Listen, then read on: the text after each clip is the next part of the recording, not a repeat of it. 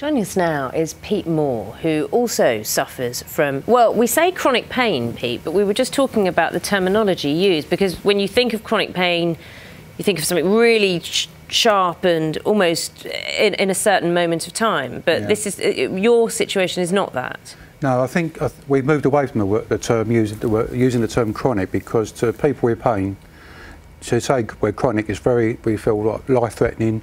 Oh, what's going to happen to me and stuff like that.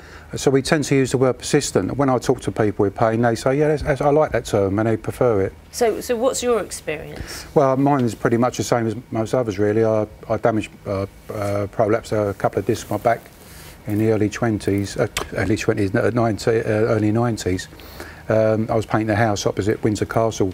I was nothing sinister. I was painting it the same day as the castle went up in smoke. Oh. But I had nothing to do with that.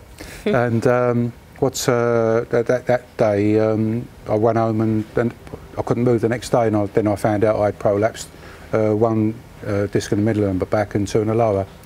And then I sort of started off on a journey of trying to manage the pain, really, and I spent an enormous amount of monies on therapists and stuff like that. Can you put into words what the pain was like at its worst? I know this is the kind of question doctors ask, but can you describe it for people? Because some people don't have pain and just don't understand it. Have you ever trodden on a piece of Lego? Yeah, all too often, well, yes. Imagine that every day. Really? That's every minute, because this is what it's like, really. It's really painful.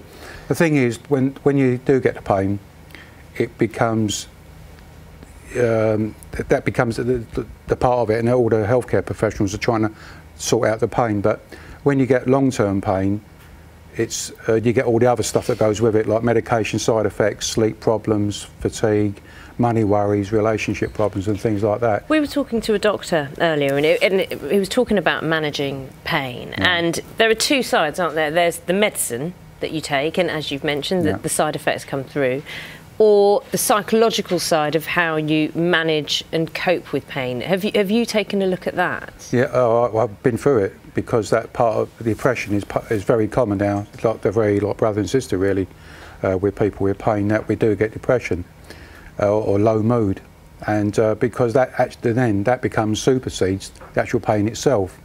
But because you're seeing the pain specialist all the time, they're trying to sort out the pain, but really sometimes it's about sorting out the head problems as well.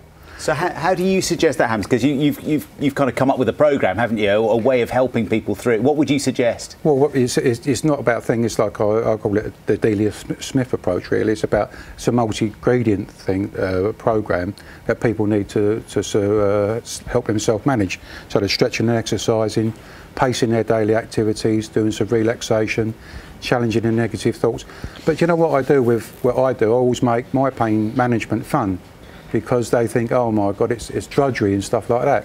But we need, it's about making fun, or making pain management more fun to do. And that's what I try to do. You know, there'll be people watching now who are getting out of bed and who've got a terrible aching back and who get it all the time, who's saying, you know, this cannot be fun. I can't positively think my way out of that. You know, I need drugs and I need proper operation or something. What do you say to them? And I thought exactly the same thing. But the thing is, we're going to need to move past that. But it's very big for a lot of people, can be challenging. But it's about pain management. It's taking one step at a time. It doesn't happen overnight. OK, we're going to talk to you a little bit later on in the programme, Pete. Thanks very much for talking to us. 7:25, you're